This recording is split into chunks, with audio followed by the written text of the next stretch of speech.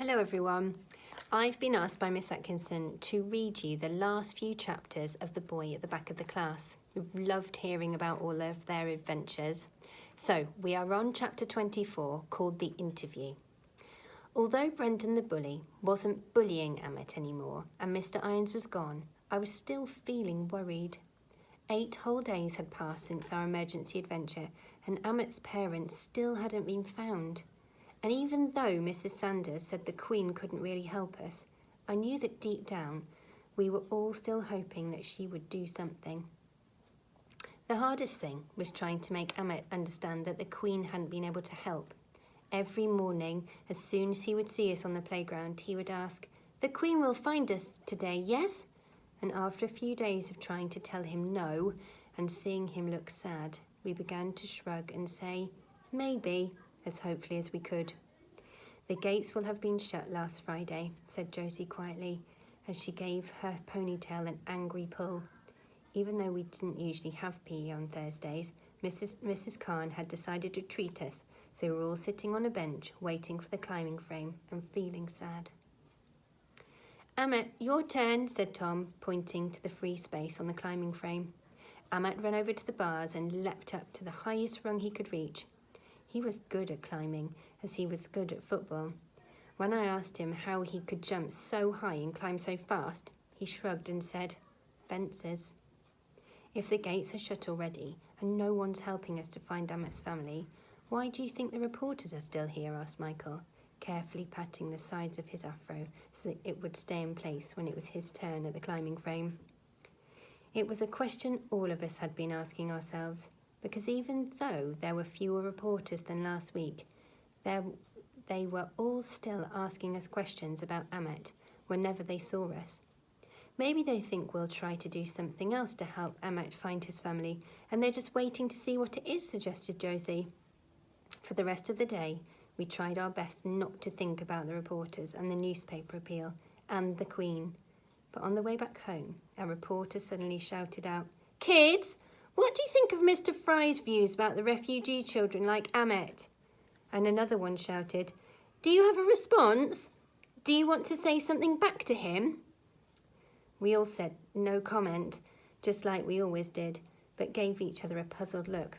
None of us knew who Mr. Fry was, or what he had to do with us, or Amit, but we promised each other we would try and find out that night.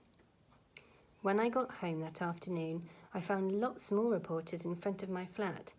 It was strange, because there used to be only 1 or 2 before, but now there are at least 50, and they were all shouting questions at me about Mr. Fry. I ran past all of them just as fast as I could and saw Mum standing just inside the main door, looking out for me. "Mum!" I cried out, running up and hugging her, and she quickly buzzed the door open. "You're home early." Mum hugged me back and hurried me inside. When we got to our flat, I could see the television was on, which was another sign that something odd was happening, because Mum only really watches telly at night. Quickly switching off the telly, Mum bent down to look at me closely and asked, "Are you okay? It can be scary having so many people chasing you and asking you questions." I nodded. "But Mum, why are you home early?" Mum stroked my cheek before replying, "Because I need you to do something really important and help us all to help Amit." Motioning for me to sit down at the kitchen table, Mum placed a large peanut butter sandwich in front of me and a glass of milk. My stomach gave a growl because it likes peanut butter sandwiches the best, even though they make my mouth go sticky. "Darling, do you know who Mr. Fry is?" "He came to your school once, a long time ago. He's our local MP." I frowned and shook my head. "But the reporters were asking about him."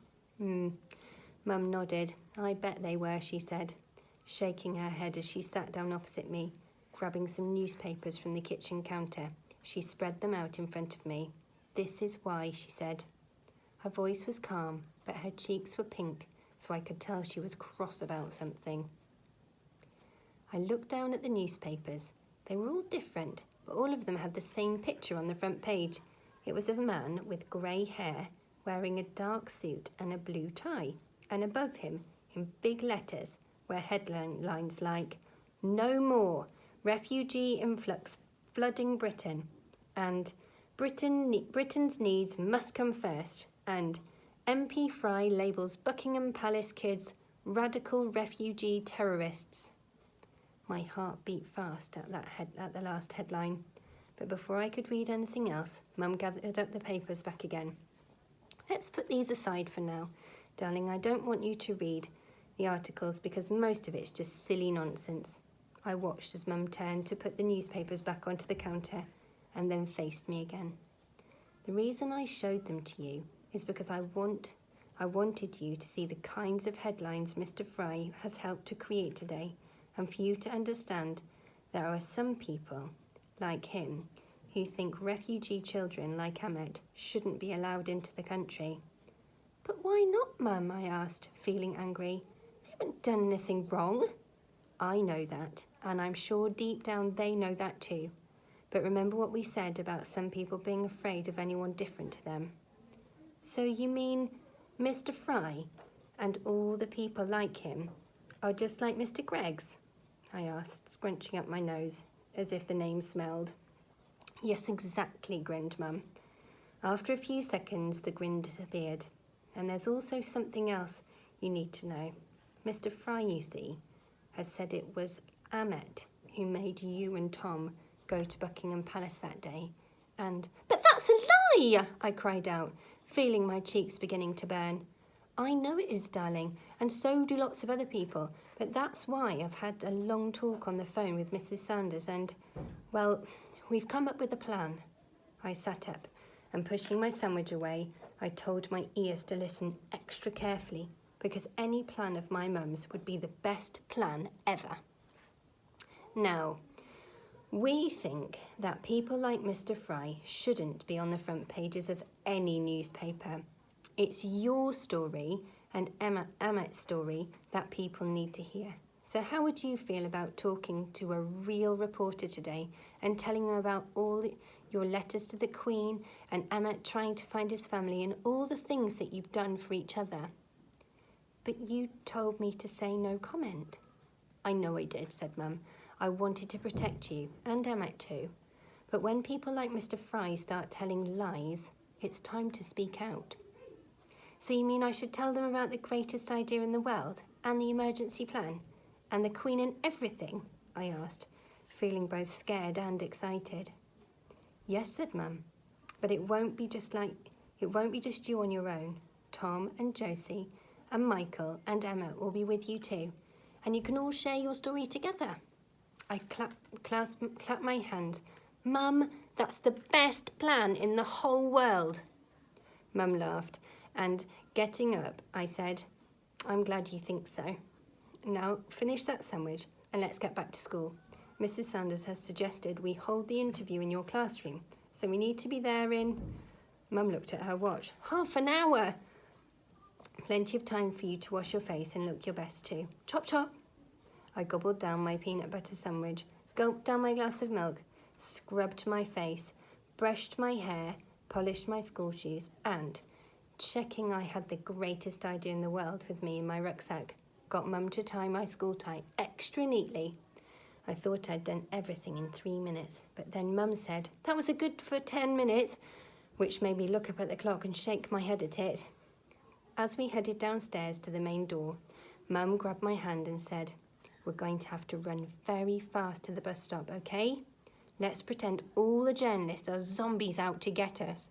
I nodded and grabbed Mum's hand tightly. I tried to tell my heart to stop thumping so loudly because there weren't really any zombies around, but it wouldn't listen. As soon as Mum opened the door, I ran just as fast as I could, pulling Mum behind me.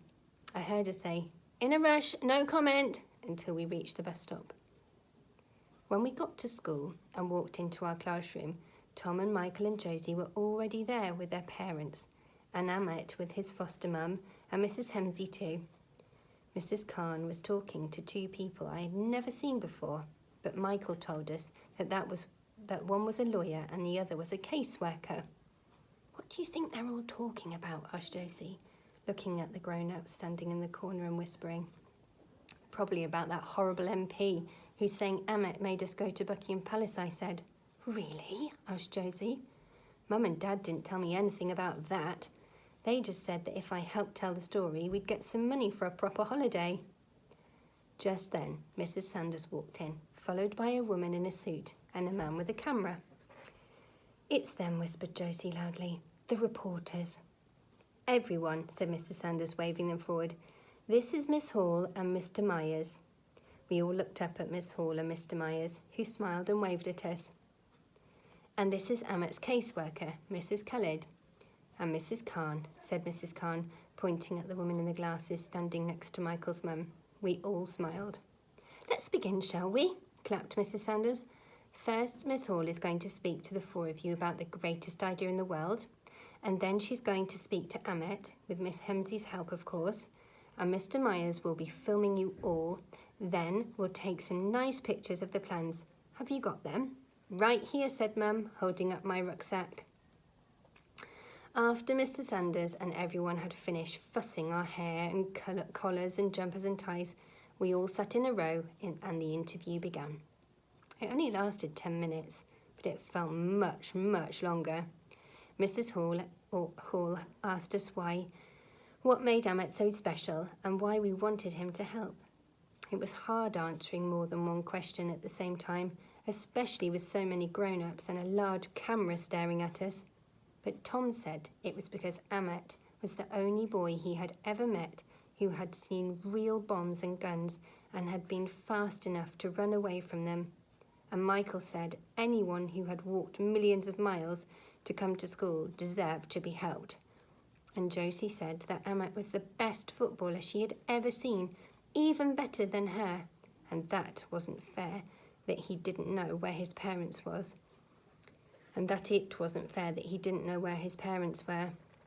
And I said that Emmet was the bravest person I had ever met, because even though he had run away from a real-life war and found it hard to speak English and missed his family all the time, he was still the best kind of friend anyone could have. After that, Mrs. Hall asked us all about the greatest idea in the world and the emergency plan, so we showed her the camera and the drawings, and we talked about how we'd gone to the Queen for help, because we thought she could do anything. And are you disappointed that the Queen hasn't contacted you? Asked Mrs. Hall. We all nodded. What would you say to her if you could? In fact, what would you say to everyone out there listening to you today? Asked Mrs. Hall. That the gates need to be kept open, said Tom, without hesitating. Yes, said Michael, and they should be kept open for everyone like Emmet. And everyone needs to help Emmet find his parents, said Josie, because it's not their fault they've gone missing. Mrs. Hall nodded and, looking at me, waited for an answer. I wanted to say lots of things to the Queen and the Prime Minister, but instead I said, I think we should all help anyone who's a refugee, just like my Grandpa Joe did. I heard Mum gasp, and Mrs. Hall leant forward. Your Grandma Joe helped refugees too, she said, looking interested. I nodded. In the World War, the second one. And how did she help them? Asked Mrs. Hall gently. I looked over at Mum, who nodded at me, her eyes wide and watery. She ran away from the Nazi people, and then she helped other people run away from them too. Mrs. Hall cleared her throat, and giving me a smile, turned to Emmet to ask him all about the things that he had seen and what he'd run away from. I watched as Mrs. Hemsley helped him to translate what he wanted to say into English, but I liked his last answer the best, because when Mrs. Hall asked him how he felt about what he had done, he looked at us and without any help said, "I happy to have best friends on the planet."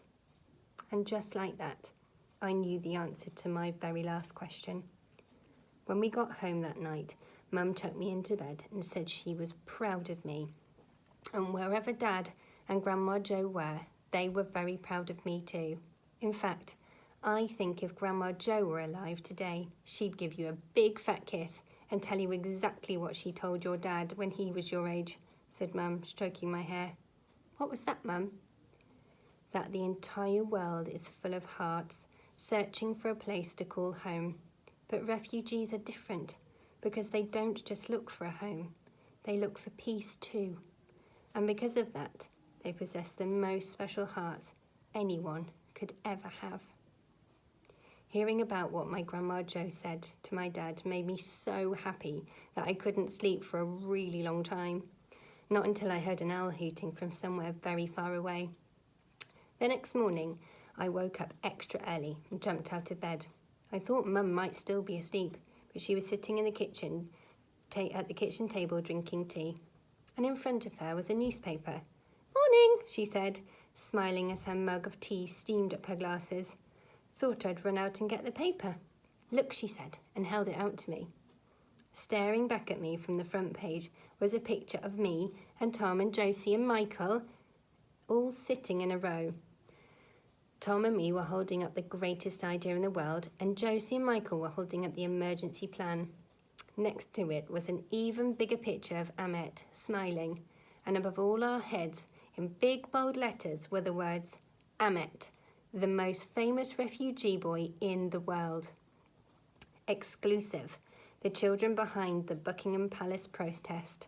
"Come over here, you," said Mum, opening her arms. "Let's read it together, shall we? School isn't for another 2 hours, so we've got lots of time." Squeezing into Mum's chair, I read the article with her.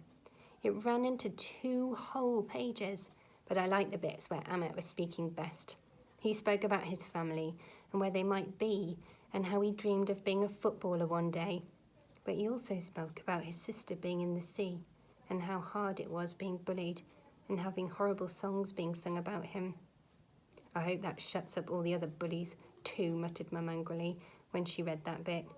"Mum, look!" I cried as we turned over the page to read the second half of the article. "There's you!" I leaned forward to see the picture better. Mum was standing next to Tom's parents and Michael's parents and Josie's parents and Ahmet's foster mum, and the words underneath said, "Parents unite to fight against racism and champion refugee rights. Racists like MP Fry have no right to tear innocent families apart." "Mum," I asked after we finished reading the whole article, "Do you think the Queen and the Prime Minister and the border people will see this? Do you think they might all try and help now?" Mum squeezed me tight. "I don't know, darling, but what I do know is that by us sharing our story, lots more people will be talking about it, and that has to be a good thing." I put my hands down on the newspaper and then had another thought. "And do you think it might make people like Mr. Fry and Mr. Greggs be less scared of Ahmet?" "I'm not sure," said Mum, smiling, "but when it comes to people, you just never know." I didn't know about Mr. Fry or Mr. Greggs, but on the way home that day, Josie said that after her mum and dad had listened to Ahmet's story, they had told her she had been right to make friends with him. And that made me have a thought.